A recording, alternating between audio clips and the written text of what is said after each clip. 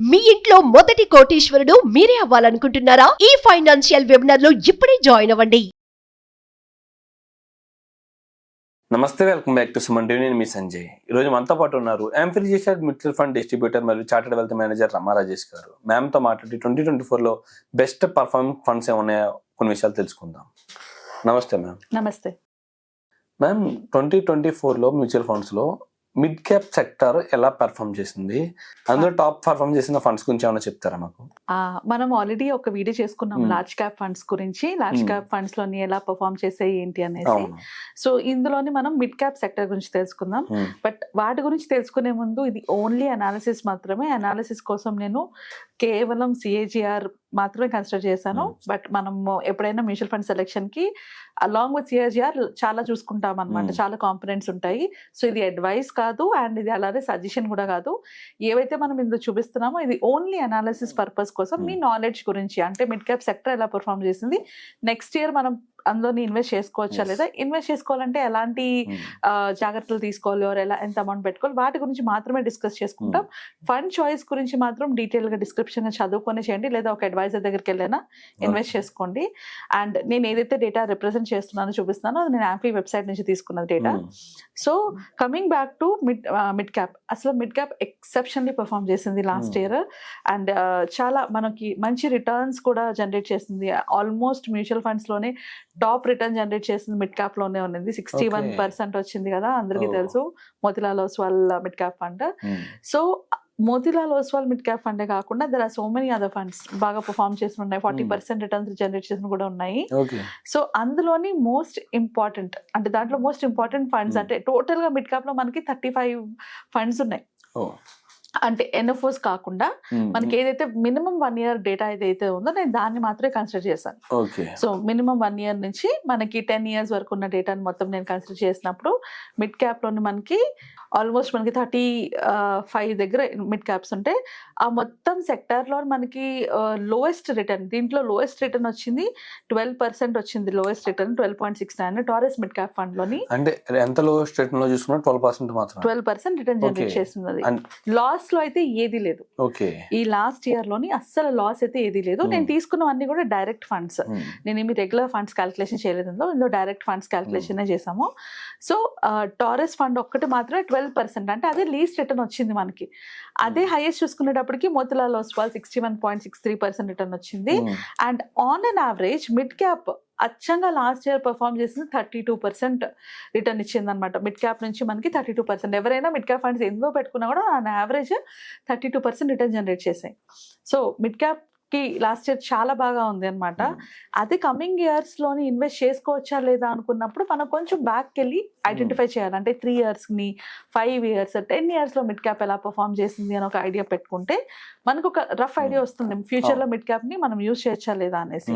So when it comes to 3 years కి వచ్చేటప్పటికి 3 years continuous గా ఒక ఫండ్ లో ఎవరైనా ఇన్వెస్ట్ చేసి ఉంటే లోయెస్ట్ రిటర్న్ మనకి 15% వచ్చింది. అది మనకి PMG India mid cap fund 15% మాత్రమే లోయెస్ట్ రిటర్న్. అంటే అది కూడా 3 years కి 15% రిటర్న్. ఇక్కడ నేను సిఏజిఆర్ మాట్లాడుతున్నాను. ఓకే. అండ్ యావరేజ్ రిటర్న్ వచ్చేటప్పటికి 23.53% వచ్చింది. అంటే mid cap as a sector మనకి 23.53% రిటర్న్స్ ఇచ్చింది. అదే హైయెస్ట్ రిటర్న్కి వచ్చేటప్పటికి 37%. అగైన్ మిడ్ క్యాప్ లో 37. అంటే మనం ఒకవేళ మిడ్ క్యాప్ లో ₹1,00,000 ఇన్వెస్ట్ చేస్తే 3 years లోని మనకి అది 15% రిటర్న్ నుంచి 37% రిటర్న్ వరకు ఎందులో అయినా మనకి రావచ్చు. అంటే అబ్సల్యూట్ రిటర్న్ అంటే పాయింట్ టు పాయింట్ కాదు, యాన్యువలైజ్ రిటర్న్ సిఏజిఆర్. నేను సిఏజిఆర్ గురించి మాట్లాడుతున్నా. ఓకే. సో మనకి 3 years లో కూడా మనకి మిడ్ క్యాప్ లోని మంచి రిటర్న్స్ వచ్చాయి. అలాగే 5 years తీసుకుంటే లోయెస్ట్ రిటర్న్ వచ్చింది 21%. లోయెస్ట్ 21%. హైయెస్ట్ వచ్చేటప్పటికి 35%. మేము ఎప్పుడు చెప్తూ ఉంటాము ఎంత కాలం ఇన్వెస్ట్ చేస్తాం అన్నది ఇంపార్టెంట్, ఎంత ఇన్వెస్ట్ చేస్తాం అన్న దానికన్నా కూడా అన్నది.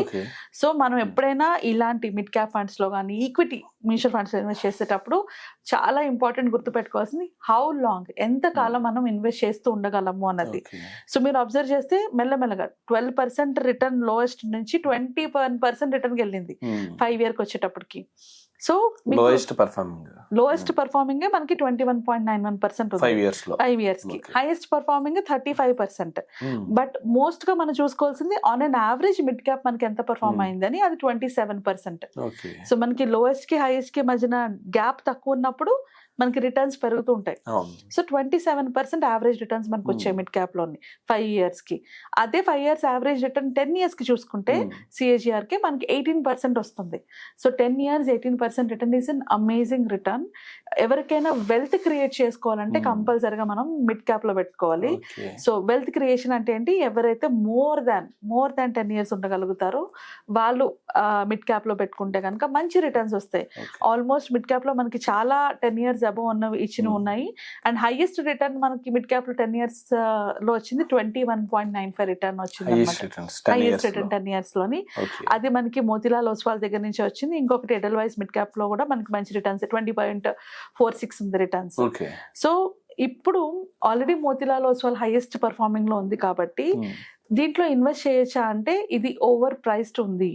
Okay Over present priced. ఇప్పుడు ఎస్, బాగా పర్ఫార్మ్ చేస్తుంది, ఓవర్ ప్రైస్డ్ ఉంది.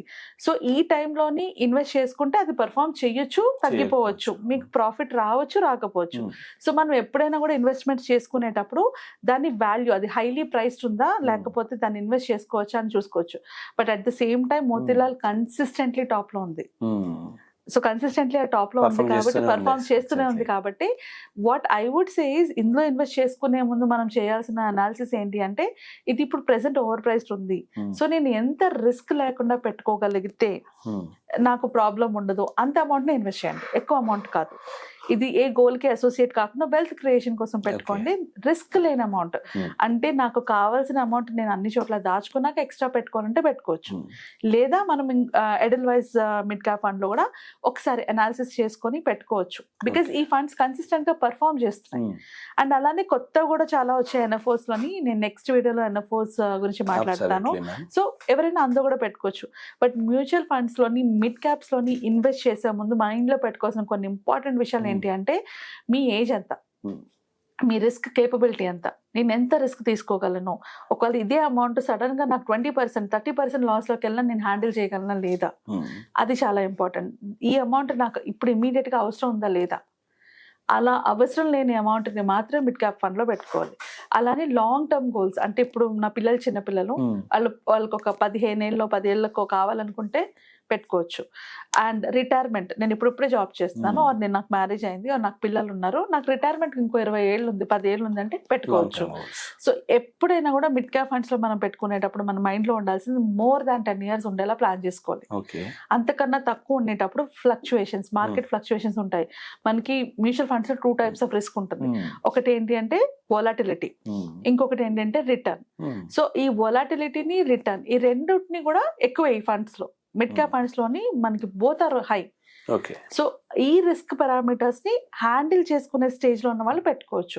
సో కొందరు ఉంటారు నా క్యాపిటల్ గెయిన్ కాకూడదు అనుకుంటారు. ఇలాంటి వాళ్ళు వాళ్ళకి రిటర్న్స్ వస్తున్నాయి వీళ్ళకి రిటర్న్స్ వస్తున్నాయని ఖచ్చితంగా పెట్టకూడదు. సో ఇలాంటి వాళ్ళు పెట్టుకోవాల్సి వచ్చినప్పుడు ఎవరైనా అడ్వైజర్ దగ్గర అడ్వైస్ తీసుకొని ఒకళ్ళ సపోర్ట్ తో వెళ్ళండి. So that market ups and downs అయినా కూడా అడ్వైజర్ మిమ్మల్ని గైడ్ చేయగలరు. ఇప్పుడు తీయొద్దు, ఇప్పుడు మార్కెట్ తో మీరు పట్టించుకోవద్దు అని ఒక గైడెన్స్ ఉంటుంది.